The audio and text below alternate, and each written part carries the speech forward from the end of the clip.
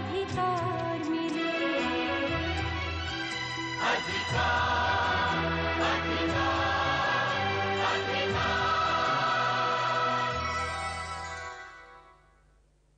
लेकिन केस कौन सा था? महल वाला, जिसमें मैंने जिसका हक था उसे नहीं दूसरे को दिलवा दिया। अम्मी जान, ये लीजिए अपने बेटी की पहली कमाई। They kill indirectly and enjoy with immunity. I will not let them enjoy. बंद कीजिए बदज़बानी। जिस खातून की आप बात कर रहे हैं वो राजा साहब की जायज बीवी है। वो तो आपकी बहन है जो तलाकशुदा है। आप जैसे नामी वकील को तो हमारा वकील होना चाहिए।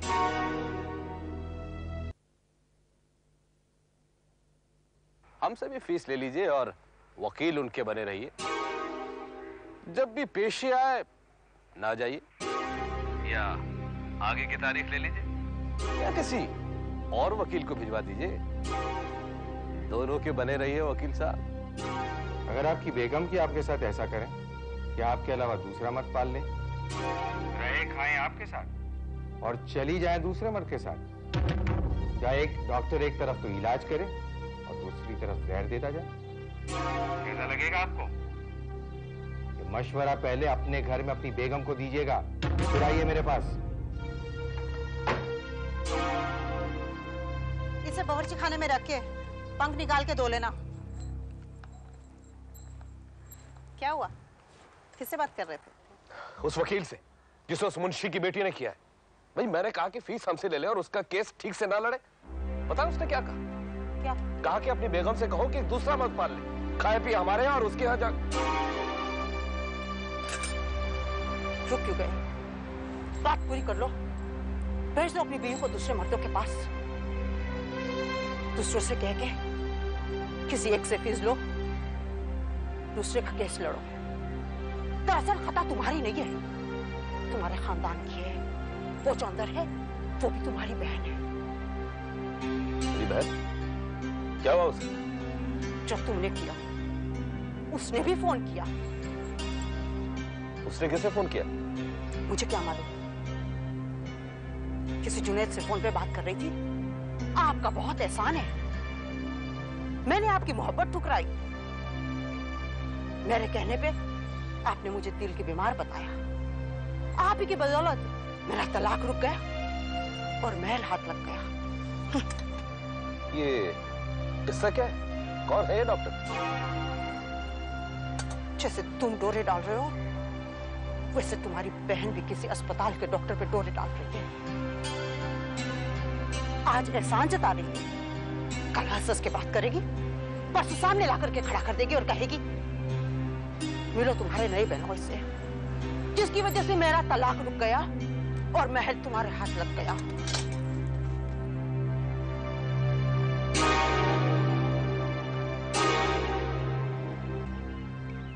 सबा, तुम्हारा ये वकील 4 दिन में उन घाघ और काइयां वकीलों के कान तक काटने लगा है जो कुंद छुरी से जिबा करते वक्त कलमा तक नहीं पढ़ते।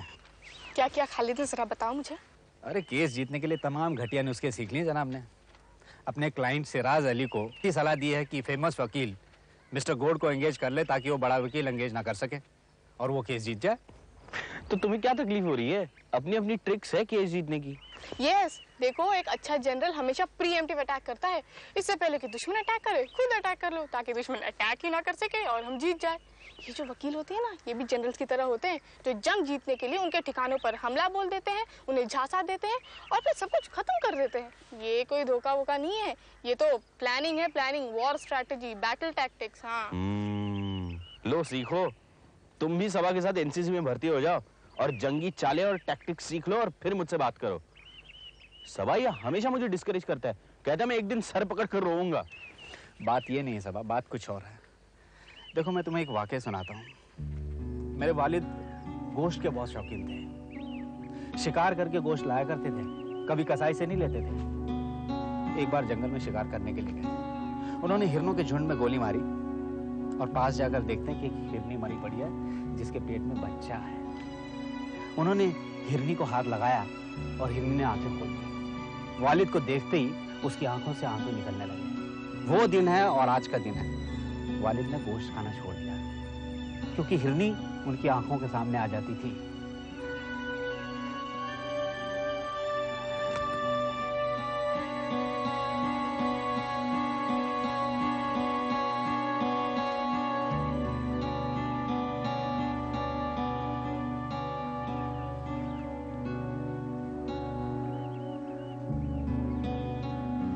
क्या हुआ, नाराज हो गए?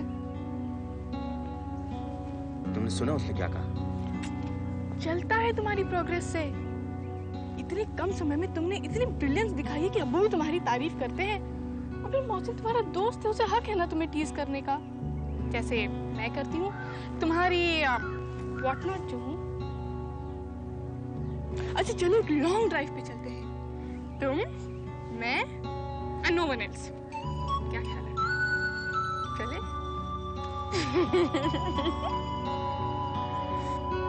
चलो।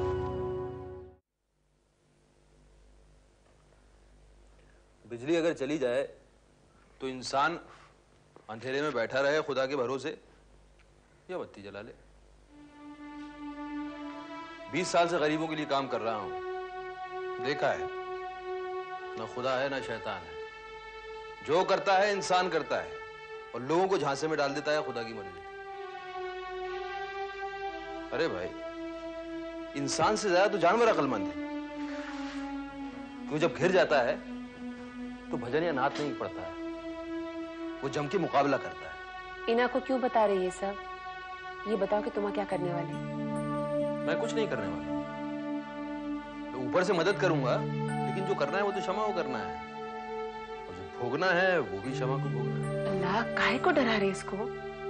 क्योंकि मेरे पास तुम्हारी तरह दुपट्टे का पल्लू नहीं है आंसू पोंछने के लिए। मैं 2 बातें जानता हूं, क्षमा या तो आंसू पी जाओ और सब्र करके बैठ जाओ, या फिर लड़ो, लेकिन ये सोचकर लड़ो कि लड़ाई लंबी होगी, जीत होगी भी तो बाद में होगी, तब जाकर तो अपने अंदर की ताकत समझ सकती है। बोल लिया ना, बस और नको कहने दो।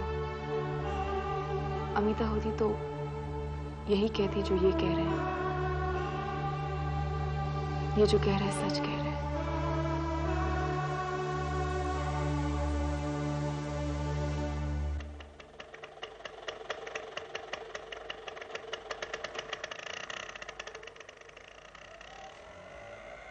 पिताजी। अरे अमिता, बेटा, तुम तो कल आने वाली थी, आज कैसे आ गई? इम्तिहान खत्म होते ही घर की याद आ गई, बस चली आई। स्टेशन फोन किया था, पता चला जो ट्रेन सुबह निकलने वाली थी निकली नहीं थी। रास्ता तुड़वाया गाय की तरह, दूसरा सामान बैग में और आ गई पहली गाड़ी से। बहुत जगह बेटा। और सुनो, पर्चे कैसे हुए तुम्हारे? बहुत अच्छे, हर पर्चा वक्त से पहले खत्म किया है। अच्छा, A1। A+1 नहीं, A*1। IS नहीं तो भी इलाइट सर्विस तो कहीं के नहीं गए। माँ का है? भाई जैसे मुझे सरप्राइज किया उसे भी सरप्राइज कर दो। माँ, अरे तू आ गई, मेरी प्यारी बिटिया रानी। उतारो आरती, झंडे गाड़ कर आई हूँ इम्तिहान में। जीती रहे मेरी बच्ची। पर आज कैसे? 1 महीने से निकली हूँ माँ। पहले मुंबई में कोचिंग की, फिर इम्तिहान। तड़प गई थी तुमसे मिलने के लिए और शमा को देखने के लिए। कैसी है वो? फोन आया था, उसका तो बच्चा होने वाला था ना? वो क्या हुआ?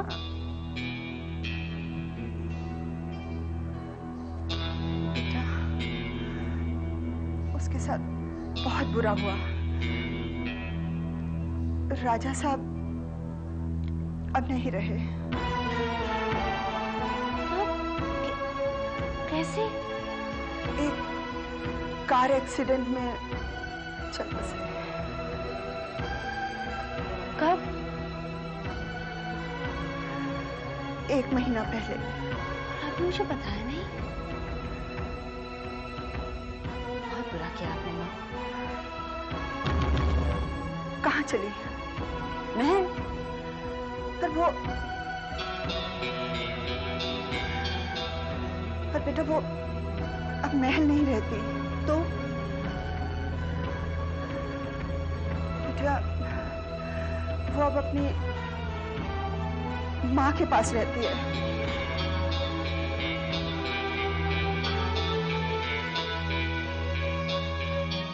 तुमने रोका क्यों नहीं उसे? आपने क्यों नहीं रोका उसे? रोक लेते?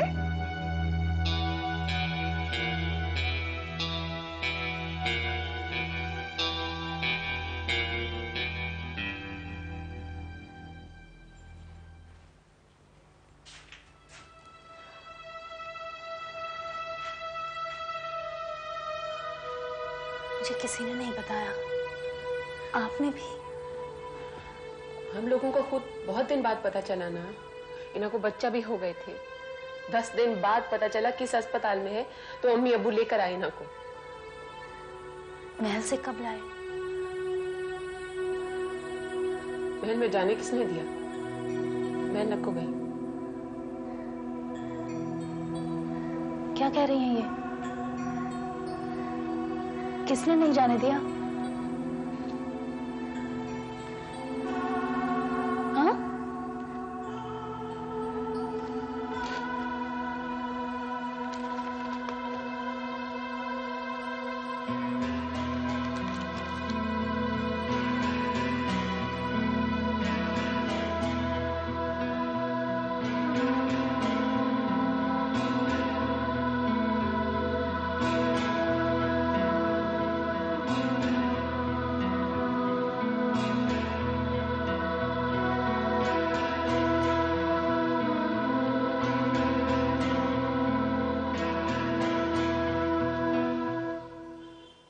क्या हुआ? भाई मैंने कुछ नहीं किया। शिराज अली सब्जवारी साहब का पुराना क्लाइंट है, वो केस लेके आया था, हम ना नहीं कर सकते थे।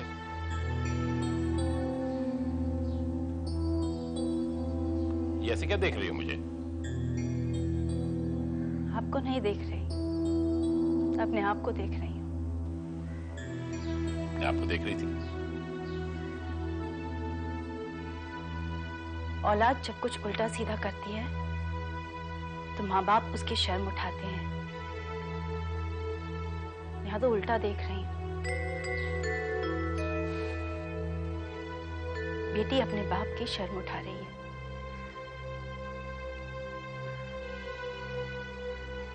बेटी के आने पर चारपाई का पाया उसकी गर्दन पर रखकर बाप उसे मार देते हैं।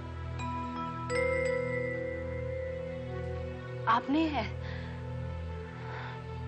ऐसा नहीं किया, उससे बहुत बदतर किया है। अपनी बेटी और उसकी सहेली की गर्दन पर नहीं, दिल पर चारपाई का पाया अपने और अपने दोस्तों की कुर्सियों के पाए रखकर झट से सब कुछ खत्म कर दिया पिताजी आपने।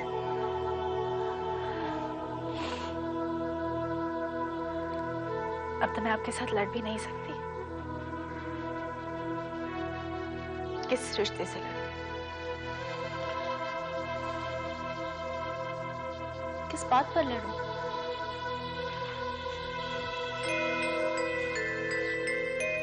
खून तो है नहीं, ना किसी बदनसीब के आंसू गिरे हैं, बिल्कुल बेदाग।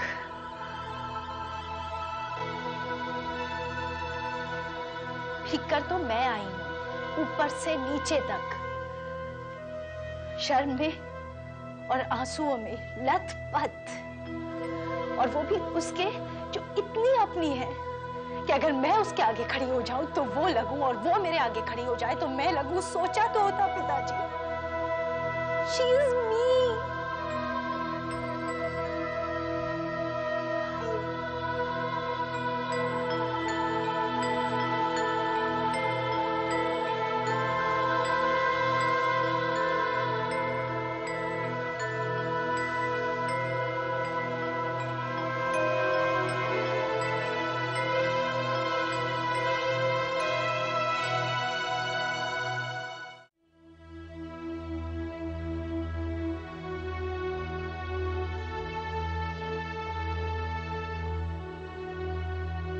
तू मुझे चाहती है, मैं तुझे चाहती हूँ। जो कुछ मिला आपस में बांट लिया, न मांगा न छीना। एक अलग दुनिया थी दोस्ती की, जहाँ सिर्फ तू थी और मैं थी। मैंने तो किसी का कुछ बिगाड़ा होगा, लेकिन तूने किसी का क्या बिगाड़ा कि सारी दुनिया तेरी दुश्मन बन गई। यहाँ तक कि कि अपने भी तेरे दुश्मन बन गए, और वो भी इस तरह के।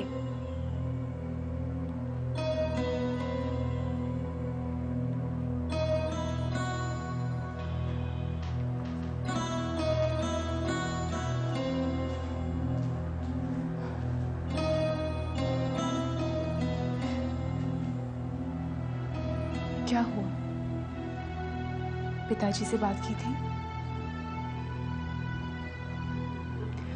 बता क्या कहा?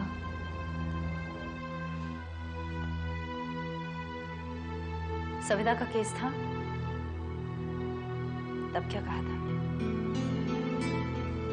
मना कर दिया कि इस केस से अलग नहीं होंगे। वो अलग नहीं होंगे, मैं हो जाऊंगी। जिस दिन नौकरी मिल गई दोबारा पलट कर नहीं लौटूंगी। मुझे बता, ये माँ बाप होते क्या हैं? क्या चाहते हैं अपने बच्चों से? पैदा कर दिया, फिर बिछा दिया रास्ते पर, और बन गए खुद रोड रोलर। और फिर आगे गए, पीछे गए, थोड़ा सा पानी छिड़का। तब तक टूटते नहीं जब तक एक एक पत्थर दब न गया हो, जब तक उसका सिर कुचल न गया हो। इतने भारी भरकम, छाती को चीरने वाले, छाती पर से ना हटने वाले क्यों बन जाते हैं? पता नहीं, आदमी है, किस्मत है, या एक्सीडेंट। जब बिजली गिरने पर बनती है तो गिरती रहती है।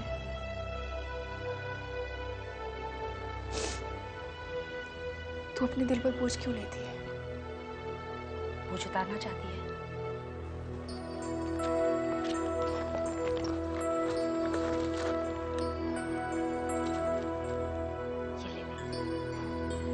ये क्या है?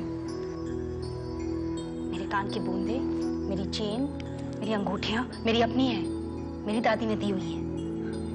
जब आपने नहीं पहने तो इनका क्या करूंगी?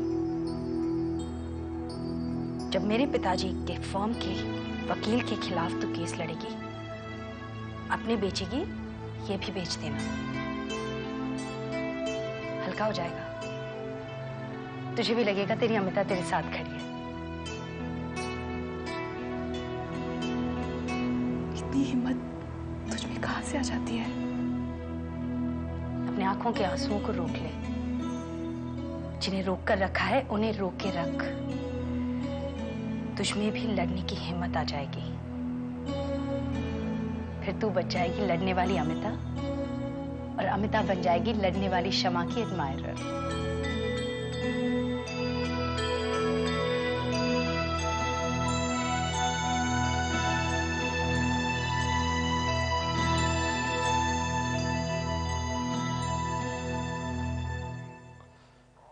हाँ, छोटे वकील साहब, हम शिराज अली बोल रहे हैं जी। बस वो सब्जवारी साहब जैसे ही ऑफिस में आया आप मुझे इत्तला कर दीजिएगा, मैं हाजिर हो जाऊं जी।